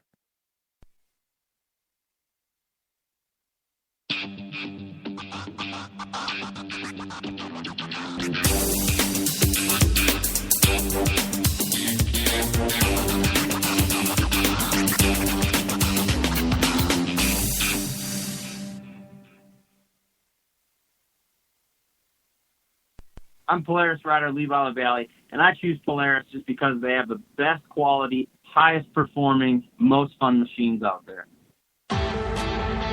Only one company has taken Levi LaValle to 10 X Games medals, snowcross championships, a double backflip, and a world record long jump of 412 feet across the San Diego Harbor on New Year's Eve, and that company is Polaris. Whether it's dominating the X Games, racing a stock Polaris Razor XP1000 in the Terracross Championship, or just hitting the trail on the weekend, for over 20 years, Levi has relied on the same quality Polaris vehicles and products you can purchase at your local Polaris dealer. Take the advice of action sports legend Levi LaValle and visit Polaris on the web at Polaris.com to see the full lineup of Polaris vehicles, or follow them on Facebook, Instagram, and Twitter at Polaris Razor.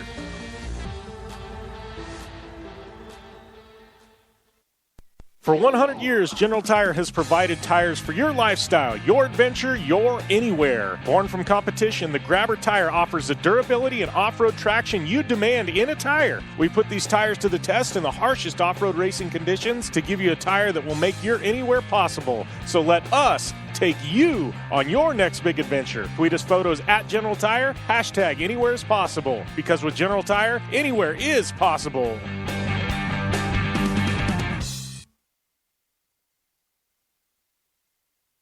Baja, check. King of the Hammers, check. Crandon, check. The Mint 400, check. Only one wheel company can say they have dominated the deserts and rocks of the Southwest to the mud and carnage of the big house at Crandon, and that company is KMC Wheels. KMC Wheels has won them all with the help of elite drivers like Travis Pastrana, Ricky Johnson, Bryce Menzies, Carl Renazetter, and Lauren Healy, who all rely on the XD Series from KMC Wheels to get them to the finish line and on top of the podium. Check out KMC Wheels and their full line of XD Series wheels at KMCWheels.com or on Facebook, Instagram, and Twitter at KMC Wheels. KMC Wheels, like no other. They're back. 4-leaf clovers, lucky leprechauns, pots overflowing with gold, and you can't stop them. It's Blue Water Resort and Casino's Clover Cash, and it's your chance to win lucky loot. Up to $50,000 in cash and prizes. Be at Blue Water for cash drawings every half hour, Wednesdays from 4 to 8 p.m. and Sundays from 2 to 6 p.m. And it's the big lucky loot drawings March 29th. Try your luck at up to $50,000 in cash and prizes. See the club for details. Clover Cash at Blue Water Resort and Casino on the Colorado River in Parker, Arizona.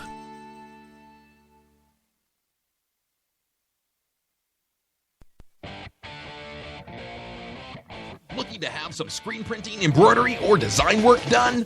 Intense Tees has you covered. Intense Tees provides the highest quality and detail for custom screen printing and embroidery services for corporations, schools, race teams, and all organizations alike. Complete line creation including designing of an entire corporate identity, product line creation, support promotions, product packaging, exciting banners, polos, tees, sweatshirts, caps, and vinyl decals. Intense Tees is the official apparel provider for the Down and Dirty Off-Road Show. Find out more on the web at www.intensetees.com. That's www.intensetees.com.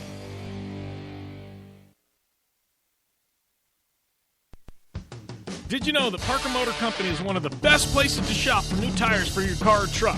With a full tire shop and advanced equipment, we can outfit your vehicle with over 13 brands of tires, including Goodyear, BF Goodrich, Yokohama, Falcon, and General. We offer a low price guarantee that will meet or beat any competitor's price. We'll check your alignment for free, and we also offer tire care for any road hazards you may come across. If you need new tires, Parker Motor Company is your only choice. Parker Motor Company, your hometown Ford and Lincoln dealer. The #1 off-road and action motorsports radio show on the planet now has its own app. The Down and Dirty Radio Show official app is now available in the Apple App Store, Google Play Store, and Amazon Kindle Store. Just search Down and Dirty Radio Show, and you'll have all the latest news, results, and blockbuster interviews from off-road, rally, drifting, supercross, and snowcross at your fingertips. Hours of interviews from the best drivers and athletes on Earth, such as Travis Pastrana, Ken Block, Tanner Faust, Brian Deegan, Robbie Gordon, and Jolene Van Vliet are yours at the touch of a button. Download today and never miss an interview again.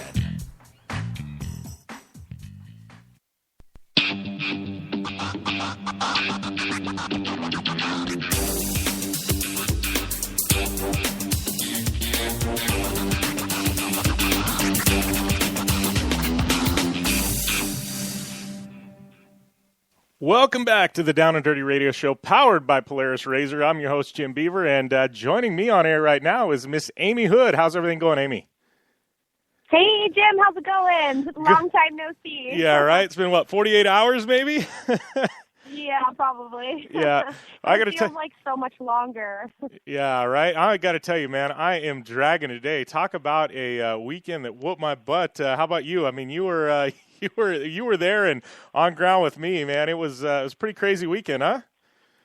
Oh yeah, it was so crazy, and that's the hardest thing people don't understand is, even whether you're racing or just working in an event. I mean, Monday mornings are so rough. It's just go, go, go, nonstop, and usually you're working or catching up on a flight or drive home. And I have to stay up on Sunday trying to edit my videos and have them out. But this was a little bit nicer because I didn't have to film, so I wasn't really on crunch time, and I had a fairly earlier flight home on Saturday, which means I could sleep all day Sunday and catch up because it is Vegas. I mean, 4 days in Vegas is like being there for 2 weeks. So, I mean, I couldn't even imagine what it was like for you having to race and then coming on and getting ready for the show today. But you know what? It's worth it. Like I talked about before, like the grind to this lifestyle is totally worth it because you're living your dreams, having fun, and sleep when you're dead, right? Yeah, for sure. I got to tell you, I'm going to crash tonight. I crashed last night, but you're talking about videos. I was just thinking, you talked about you didn't have to do videos. I'm like, this would have been a great event for you to have your cameras at, though, in retrospect, and talk about the people that were cruising by and that we saw in Fremont and everything else. I'm like, you could have had some fun doing videos at this one. Oh yeah, no, definitely. I was talking to Mad Media, and I said, you guys got to get some cool pit stuff going on to really show fans and, future fans what exactly goes on at an event like this, and, capturing the lifestyle of the pits and, what goes on behind the scenes, is really what attracts people to the event. And, I mean, you're in Vegas. Like, I was thinking about it, and I kind of I feel like I can sum up the weekend with this, like, having a race like this in Vegas, it's very glitz and glam mixed with dirt, dust, and trucks. Like, it's pretty cool. You have, two sides of the spectrum.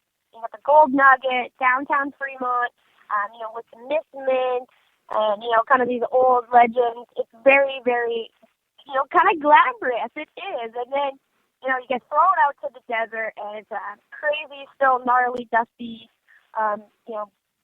rough and tough event. So you get, a little bit of both things, which makes this, the mid-400 really what it is, like a unique, one-of-a-kind event. So it was so awesome. But, sometimes it's good to take a break, and, I can just talk up the race, and people are going to have to come down for themselves to see what it's all about. But next year, for sure, we'll have to get some behind-the-scenes cameras going. Yeah, we'll definitely. Some things in Vegas just want to leave off the map. Yeah. Talking about this, this was your first desert race you've been to. I mean, I know you I was with you pretty much the whole weekend, but desert racing, it definitely got its hooks in you, didn't it? No, I know. I never even got to make it out to the desert. I had to fly out on Saturday, and being the track was an hour away, I wasn't able to get out there. I did obviously follow social media pretty religiously and, kept up to date with all the people that I met and teams that I, had the opportunity to meet and talk to. So I was, avidly on Instagram scrolling and following up, but it looked like it was a load of fun, and it looked just crazy, like that one big jump. A lot of people captured photos on that big gap jump, and but there did look like to be a ton of crashes and, you know, the gnarly sections of the track, so it would have made for great watching. And, you know, the Red Bull VIP lounge was bumping, and everyone was having a good time. Like, I'm so bummed I missed out, but again, flying back to Canada kind of sucks because I have a whole day of flying. Usually I fly out first thing in the morning and don't get home till 11, 12 at night. It's just a long trip when you do it on a budget. Yeah, well, and you know, you go from bathing suit weather, being out by the pool, to you know, flipping the tables in Canada where you're bundled up, right? Actually, I came home to sunshine and no snow. We had a weekend in the positives. I mean, the conversion Fahrenheit, I'm not too familiar with, maybe like 65, I guess, something like that. Like, it's above freezing and the sun is shining. We have no snow, and actually the first sand track here, Zoda, opened up and had their first open practice of the year, and I'm so ready. I'm just waiting for my suspension and all my, you know, kind of knickknacks to come and put on my bike, and I'll be able to rip it up this weekend. I've already called my girlfriends. I'm like, girls, book it off. We're getting the motorhome, the Winnebago running, and we're going. So I'm so excited that it's actually my turn, you know, to start riding again and start training, because everything happens really quick. But it's nice here. We didn't have a lot of snow this year, so everything actually melted fairly quick, so that's good. Yeah, it was just no snow. It was just freezing, right? Yeah, no snow, just, you know, deathly cold. Deathly cold. I mean, we have wind chill warnings of, I think it's 3 minutes outside before, like, severe frostbite. Holy crap. But it's gone and over with, so yeah. We don't get that in Arizona, so I'm lucky. Nice, Zelda. Yeah, we get the opposite. Arizona's one state I've actually never been to. Well, we're gonna have to change that, right? I know. Like, I hear it's one of the nicest states, and it's huge. You know, obviously Abbott's training facility. There's tons of racing and motocross there, and I've never been there. I don't know why. We'll have to change that sometime this year for sure. But you get a chance to catch up on the Supercross race. I know you were talking about DVRing it. You get a chance to catch up at all? Are you kidding? Of course I did. I watched it yesterday with my parents while I had a big old large pizza. No, but Supercross was awesome. I mean, I don't know if you got the chance, but Indy is known just to be like a really awesome event. The stands were filled. But, I mean, if I had to sum up that race one word, it's carnage. What a tough night for so many riders. And the track was really, really, really tight and technical. There was tons of, you know, really tricky rhythm sections, some gnarly whoops. It was funny because a lot of the advanced riders, you could see that, you know, they, on their podium speeches or anytime they could get on the mic, they're like, yeah, I love this track. When some of the, you know, not too comfortable guys were like, oh my gosh, so sketchy. A lot of people got played with bad luck. Tons of crashes. Oh my. But, I mean, that's Indy. Everyone knows Indy's a crazy event. So, it was really, really good racing. Did you get a chance to watch? No, I still got it sitting in the DVR. I caught up with the storylines and the winners and stuff online, but haven't had a chance to dive in. But it looks like, I mean, the results: 250s, 450s, Dungey, Marvin. I mean, these guys are on a roll. Yeah, honestly, this weekend really kind of set it in for points. I think. I do think Dungey and Marvin are going to walk away with the championships here. Huge feat for KTM. You know, they've never won a Supercross championship in the last, I don't know how many years, but, you know, having two guys win could be huge. But, you know, there's a lot of guys played with bad luck this weekend as well. I mean, poor Savacci, we'll start with 250s. I mean, Savacci running in third, placed the whole moto and had a DNF because of his spike failure. Like, that's terrible. I mean, this kid's on a roll, having some good luck this year, and actually, you know, a top contender for top three. And, you know, having the DNF is just heartbreaking. I mean, it's one thing for you personally in motocross to, you know, make a mistake. I mean, that's on you. But having a bike failure is just devastating. It's out of your hands. It's a part of racing. But, I mean, I'm pissed. If something happens to my bike, I'm not too happy. Yeah. But then, I mean, look at Jeremy Martin, didn't even qualify for the 4th time in his Supercross career, which is, I mean, now he's going to be out for the running for championship, and that's over with. And yeah, it's just, that's racing. Racing's crazy. You never know what happens. But I mean, 450s is probably the race, like one of the coolest races of the year so far, definitely. Dungey, Seeley, and Kennard, 2 of the HRC Hondas finishing 2nd and 3rd. And, I mean, look at Weston Pike, a strong ride from him again, running 3rd the whole moto pretty much and finishing 4th overall. And people have to keep in mind that he was out at the beginning of the year. He had a foot injury and couldn't train and couldn't do anything. And now he said he's finally able to start training again last week. And, you know, we're seeing him pull out a consistent 4th place and running with the top guys all night. So with a little bit more practice and a little bit more training, you know, his fitness will be right there. So cool racing this weekend. It was awesome. Yeah, you know, I loved it. I'm so excited to head out to the next race. Yeah. I mean, off-road's cool, but motocross is my love, my one true love. Yeah. What's up next for you? When are you heading out for another one? I know you're going to be in Vegas at the finale. Is there anything between then and between Vegas and now you're going to be at? I don't know if I'm going to be able to hit up any other ones. I'm really trying to focus now on my training, my racing starting. I got to kind of plan my summer schedule and see what nationals I'm going to hit and, you know, what big events. And I'm really trying to focus on doing a North American motocross schools tour where I can head to some different states and teach them schools and have some fun and meet a lot of new people. But no, now it's crunch time. Now it's, you know, putting in the work in the gym and on the track and getting ready for my season because I got a lot of races I want to win this year, and it doesn't come from sitting on the couch or hanging out in Supercross. I gotta do the work too. So everyone always gives me a hard time. They see me traveling and all my photos on the internet, and they're like, "Do you even race? What do you even do?" You guys, I get like 9 months of winter. No, it's not that easy for me. So now I can start. So shut up, baby. Yeah. Well, you know, and it's funny you talking about training in the gym, and you know, I was talking with Sal Masakela and you know, at the Mint, and you know, and he's taken up CrossFit and some of this other stuff, and I've known Sal for a couple of years now, and seen him last year at the Mint. It was kind of like right after he'd started up training, right? And he looked good. Yeah. But seeing him this year, I mean, the guy has lost a ton of weight. I can't remember what he said, like 25 pounds or something. I mean, he's cut. Holy, that's awesome. But Sal was saying, he's like, you know, changing my life. He's like changing, you know, getting into fitness, and he's like, it changed my life. But he's like, not only that, Sal's kind of like you and I, where he's on the road a ton. And when you live that kind of lifestyle on the road, people don't realize the toll it takes on your body. And I think being fit and being in shape, I mean, it definitely helps with the grind of being on the road. Yeah, for sure. I mean, the hardest thing about traveling is not being able to, you know, have that consistency in your workout routine. So, you know, it's always about putting in a lot of effort during the week. Doing, you know, I don't go to the gym and hang out for 2 hours.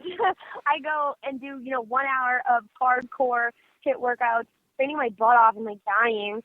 So, you know, I see so many people go to the gym and just, you know, on the phone or, you know, talking to all their friends, and they're there for like 2 or 3 hours and like, yeah, I hit the gym all the time for hours, and I just go get it done and go home. And now I try to go Monday to Friday, no excuses. Now it's nice outside. I can hopefully go for a run.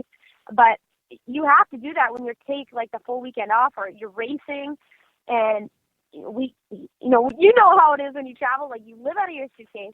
You eat crappy food all the time. It's hard to go to a nice sit-down restaurant or, you know, find some clean, healthy choices when all you got is freaking Chili's and McDonald's and airport. No. So, what did you call it? Street meat, right? Street meat. Yeah, street meat. Street meat. But yeah. I like street. But I like the taco stands and like all those kind of little standy thingies out in Vegas. But yes, street meat, whatever.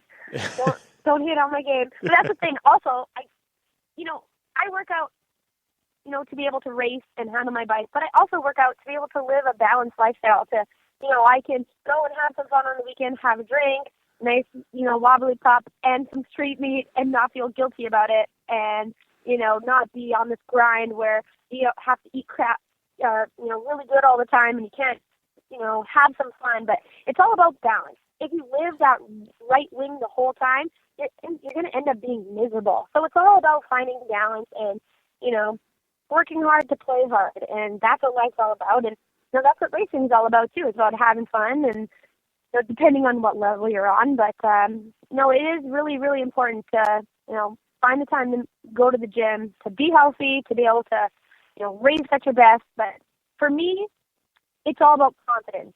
If I know I put in the work at the gym, I can line up on that starting line with 30 other guys in B class and not be worried about my fitness and know that I can hang with everybody. And, I'm always there. I'm like, I put in the work. Maybe they didn't. So I have one up on them and I never have to second guess myself. So, you and I, we both race in very individual sports. It's all about you and, what you're capable of. So it's working out is a really big part of that confidence. So, and that's what Marvin Musquin talks about all the time, how his fitness is there. He's training with Alden Baker. He's the best he's ever been, and it shows. He's confident, and it shows in his riding as well. So yeah. Well, that's what I have to say about that. Yeah. Well, here's a question, talking about Marvin, we've talked about him off and on this year. You think next year is the year he moves up to 450s? If he gets his championship, do you think we're going to see him move into the 450s? Yes. He already said that, he's supposed to be on 450s, but he hasn't won a championship yet on 250s, so he wants to, claim that title. And, I have a lot of respect for him for, kind of taking that hit on a lot of people getting down on him that he should be in 450s. But, now it's his time to prove what he's capable of, and he's doing it. So, good on him. But, no, he said he's going to move up, and he'll be a force to reckon with. I mean, he's training with Dungey and Alden and Jason Anderson down in Florida, and he's already practicing with a bunch of 450 guys. So, and, he has such a great relationship with his team. You can always see, on TV that him and Dungey are congratulating each other, cheering each other on, and then when Marvin's done at 250, he goes and tells Dungey some lines out there. Like, it's really cool to see. So, I mean, having that strong team relationship really makes for an all-around strong team. So you see a lot of these rivalries going around in the teams, and that's just not what you have to win championships. I mean, whatever KTM is doing over there is certainly working, and a lot of people should follow that. Yeah, and I could see Marvin as one of those guys, kind of like a Ken Roczen, when he decides to pull the trigger and move up to 450s, which we're assuming is next year. I think right out of the box, I don't think there's going to be much of a learning curve. I think he's going to be a top 3 guy. Yeah, I mean, I'd like to see that for sure. But I don't really know. Like, I know he's a bit of a smaller guy. Well, not like height-wise, but he, I don't know how he can handle the 450. I haven't seen him ride it very often, so I guess we'll have to wait and see. But, it always takes people a little while to get their bearings on the 450s because, again, you're coming from a pack. You're riding now in a pack of a lot of seasoned vets who have a long time history riding the 450. And, that's a really developed, skilled class. It's not like a bunch of rookies in 250. Like, these guys have been at it for a long time. They know the bike. They know how to handle it when they get into trouble. So we'll see. I always say it takes a year. I mean, look at Ken Roczen. He's kind of struggling. His speed is there, but then when it comes down to that consistency, it's not. So. Yeah. Well, and talking about the veterans, you got to give it up for Chad Reed having a birthday over the weekend. Still running strong. I mean, we've seen he can take victory still, and got to give the guy credit, man. Yeah, he was not happy with his finish this year. This year on his birthday, I mean, he was pretty bummed. He had a crash on the second turn there, but Andrew Short. I mean, okay, I feel bad for him because here's this guy's getting hole shots like no tomorrow. And we all know he must have some secret weapon. And it was exposed on national television. The guy starts in 3rd gear. I mean, that's totally unknown. Not many people do that. And it showed that he, up-clicked 3 times and is starting in 3rd gear. And that's why he's getting all those awesome hole shots. And now his secret is out for the public to capitalize on. So I kind of feel bad. So we'll have to see next weekend if anybody else ends up trying that trick. But no, I mean, Andrew Short is just such a crazy talented rider.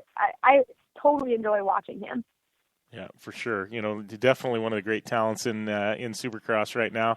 But yeah, it's been a wild Supercross season, and at the beginning, Dungey kind of struggling to find his footing, and it seems like now, the guy's on a mission. I think 3 wins in a row, and I don't see the end in sight for him. He's definitely, he could run the table the rest of the series, I think. Yeah, for sure. And he's riding like a new person. He's riding like the guy we saw at the Nations in 2007. Just aggressive. He had a little rough heat qualifier, semi or whatever qualifier one. I hate all the new terminology in 450s, but he came back in second off the start, early pass on short, and just clean race away. Like there was nobody touching him, and but it's nice to see him riding aggressive and not waiting to kind of capitalize on any passes. Like he's in there right away, charging for it. So that's the Dungey we all love to see and watch, and it makes for really good racing. So no, I don't see him slowing down at all for the rest of the year. I think this championship is won by KTM, hands down. I'll bet all my money's on it. Yeah, I'm not going to bet against you on that one. I think the KTMs are rock solid right now. I mean, they're just they're going to be tough to be beat this year. Maybe in motocross things will change, but in Supercross, I think it's all the orange bikes. Weston Pike all the way for outdoors. I mean, it was funny. We were sitting there watching the races, and there's Marvin all smooth and gliding around, and same with Dungey just gliding over those jumps. And then there's Weston Pike just slamming into things, and he puts the bike where it wants to go. He's in charge. He's just like manhandling that thing. It doesn't even look like fun or safe at all. It just looks like he's going for it. It's so funny. He's such a cool rider to watch. But I think if Weston works a little bit more on his fitness, because outdoors is just 10 times as gnarly as indoors, obviously. You're in 100-degree weather, 30 minutes times 2. It really brings out the athlete in motocross. But, if Weston can pull that fitness together, like he's going to be a force to reckon with. I can't wait to watch. Yeah, I completely agree. So before we let you go, obviously, you came back Saturday. You were in Vegas Thursday through Saturday. What was your takeaway from the Mint 400? Ami Houde's first experience of the Mint 400. What was your takeaway? I need to get out and watch the dang races out in the desert there. So next time I'll switch up my flight. But it was really cool. I mean, it's kind of like toys for big kids. Like I'm going around snapping all these photos and sending them to my boyfriend because all these trucks are so sick, and I'm just drooling over here about how nice and cool they are, but it sucks to be on the sidelines. Like, I want to race. I would love to race and throw some, big trucks around. I've been kind of ripping my truck around the city all day today, just wishing I had the opportunity, but it's really cool. I'm going to be back next year for sure. It's definitely something that people should come and check out. Like, it's a really unique event. Again, glitz and glam, and dirt and trucks. You can't get any better than that. It's cool. It's in Vegas at the Golden Nugget, really cool hotel, historic hotel, and then having the pits down Fairmont Chute is really, really unique. Like you're walking next to these trucks. If you can touch them, nothing is behind ropes. Like as a fan, you get the full experience of this event, and that's what's key. I mean, you can go and look under them and look inside them, and it's really, really cool. So I highly suggest if you guys haven't been to one, you should check out the Mint 400. That is, an event of its own. So awesome.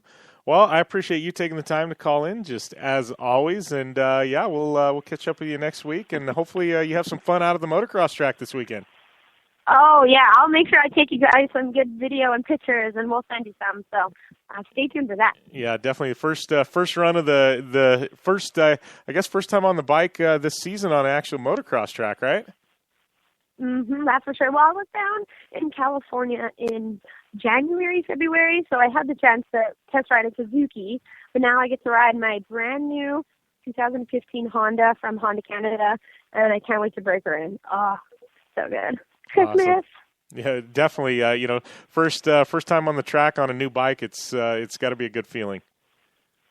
Yes, it's always is. All right. But always the first 5 years a little rough. I mean, I'm pumped just looking at it. All right, Amy. Well, thanks for everything, and thanks for everything, at the Mint 400, and we'll talk to you next week. All right. You have a good one, and we'll talk to you soon. All Bye-bye. right. Thanks, Amy. All right. That was Ami Houde, our resident Supercross motocross reporter, my on-air sidekick, also hosted with me down on Fremont Street at the Mint 400. And if you haven't heard that episode yet, skip back into the archives and catch that one. It was great. Had some great personalities on air. Lots of great interviews. And, man, guys, I mean, everything from Andrew Comrie-Picard to Ronnie Renner. Ryan Arciero. I'm just trying to think, the guys from Terracross. I mean, we had tons of drivers. It was just a great time. But quick, giving you the rundown of results here. 250s from Indy. It was obviously Marvin, Justin Bogle in second, RJ Hampshire. Then we had Jordan Smith, Kyle Cunningham. That was your 1, 2, 3, 4, 5. And then your 450s, Dungey once again, Seeley, Kennard, Pike. Davey Millsap, solid top 5 there. Followed up by Andrew Short, Josh Grant, Tickle, Reed, and Weimer, rounding out your top 10. Looking at the point standings for the 250 East. And let's see here. We are at Marvin leaving, followed by Bogle and R.J. Hampshire or Martin, R.J. Hampshire, and Joey Savacci is your top 5. Then looking at the 450s, your point standings, obviously Ryan Dungey, he is out front. Kennard, Tomac, Seeley, Roczen, Reed, Anderson, Baggett, Short, and Tickle rounding out your top 10. We got Millsaps and Pike right there on the bubble trying to make their way into the top 10. But great Supercross season so far, and things obviously winding down, but it's definitely been a solid year for Supercross. Dungey hitting his stride, Marvin hitting their stride. But don't forget, we're going to skip back here shortly to 250 West. And it's gonna be interesting. We still got a battle going on over there, and then we got the showdown in Vegas to wind things down in May. So lots of good stuff still to come with Supercross, and we will be there, covered it all for you with Ami Houde each and every week here on the Down and Dirty Radio Show. But I mean, gosh, a great event at the Mint 400. Great Supercross, winding down Snowcross season. It was a big weekend for off-road action motorsports. And moving into next week, we've got more Supercross. And the big one, Lucas Oil, they are kicking things off. The Lucas Oil Off-Road Series kicking things off in Lake Elsinore.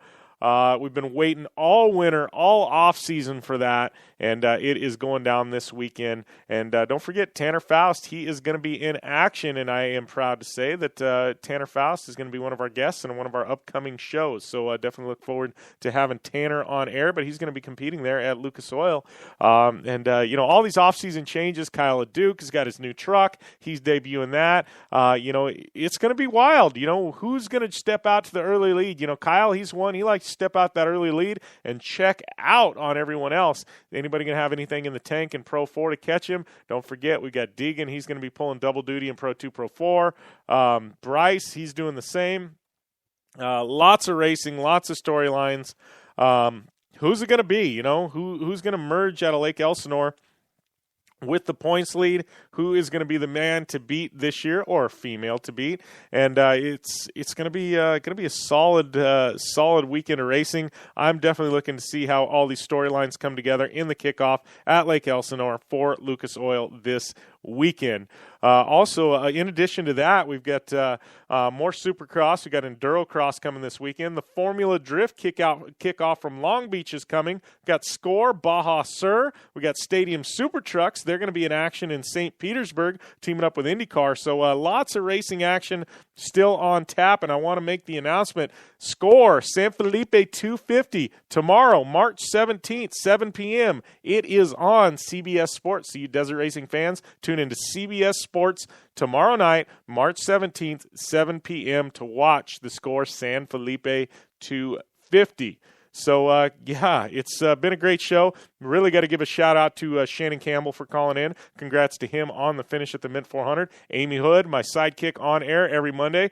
Once again, thank her. And also, Amy Jean Scott, your 2015 Miss Mint.